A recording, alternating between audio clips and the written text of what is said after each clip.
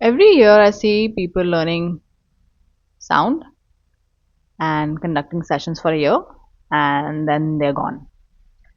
Either they stop doing it or they learn a new thing, maybe some breath work, some somatic work, something else, and then they add to that. So, why does this happen? When you learn sound from a physical aspect, when you only have learned the techniques of it, it's not going to be satisfactory for you because you don't know, you're burning out. You are also burning out. There is this whole, firstly, your healer's wounds will start kicking in. So these could be wounds related to finances, like how you charge, how you spend, how you invest. These could be wounds around your visibility, like how are you marketing, how are you promoting, how are you selling, how are you showing up, how confident do you feel about it.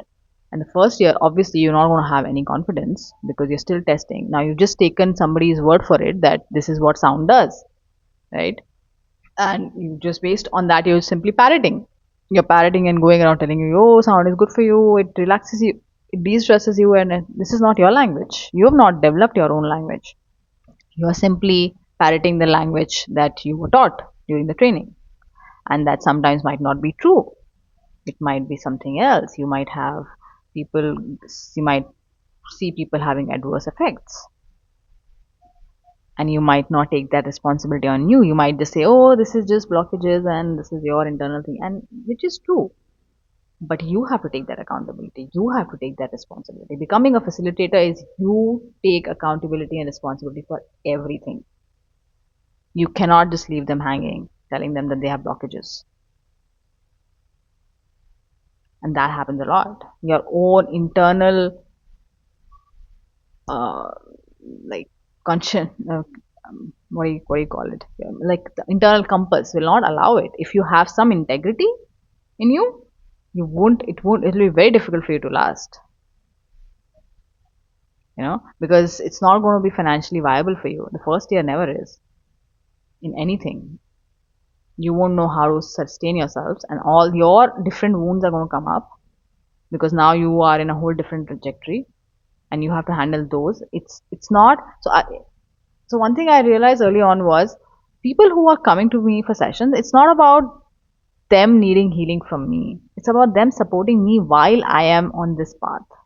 It was a very weird feeling that I used to get, that how these people are just coming to me so that they can support me while I am so involved and experimenting and testing this whole path out. Because I had a full experimenting way of doing it. I would fill forms out, I would get data, I would collect, I would ask questions.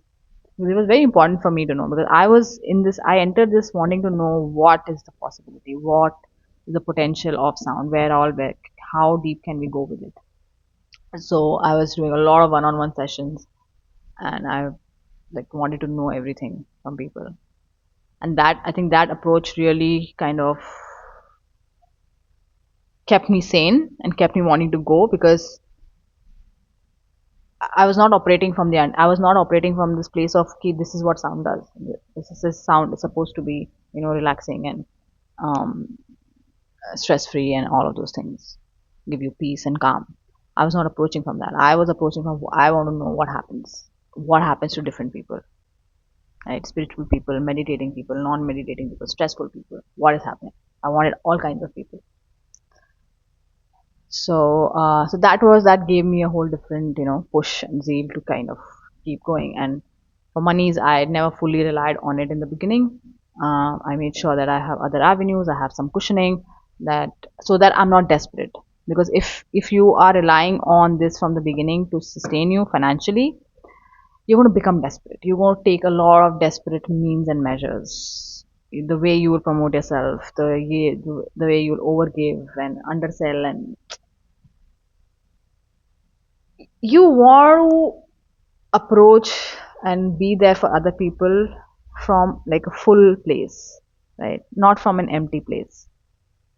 It's very leaky, it's very desperate when you approach a healing arts modality in that sense. You want to be that relaxed person that somebody wants to come, because they are not getting that. You have to think, what, it's not that people are coming to you for a session, for a sound session. They are coming to you because they can see how relaxed you are. They can feel how peaceful you are, and they can feel how calm you are, so that they know what sound has done, on the impact it has on you, what has it done for you. And if you, and that will only show when you are not desperate about money, you are not desperate about making money from these sessions, you're not desperate about how am I going to get clients, you are not at being uneasy about it, and you're not being restless about it. Of course, every business has to have its own hustle, and every business has to have its own strategies and methods, and those are the wounds. So if you don't have a business, I had a business background and I still had to struggle. Now imagine you are just someone who's had a job, and you don't know the first thing about marketing, and you hate selling, and selling makes you cringe, and social media, like, you don't want to show up. Oh my god, nightmare. I didn't even tell anyone outside that I was, doing this. I still would tell people that I'm doing my music and artist management and work on those things. It took me at least 1.5 years to publicly even like come out and admit that, okay, this is how my life has changed, and this is what I'm doing now. So you might, again, the shame, the guilt, a lot of things, like how, what people have known me, what my identity that people know me for, and suddenly the whole identity is changing. How will they receive it? How will they perceive that? There's so much. All this will come in the healer's new kind of wounds that you'll have to go through. And while you are dealing with all of this, you'll have to be there for other people, and you have to be there for, provide sessions for them in a relaxed way, in an easy way. So yeah, you need to have your monies in place. You need to have that sorted out. Otherwise, you're going to be very needy. You're going to make very desperate moves. You're going to copy people. You will see what is working for them, not working for them, and then you'll try to copy those things. Again, when you're not like fully operating from your own alignment and how you want to show up, you are not going to. If you are not relaxed, you'll not never be able to decide that.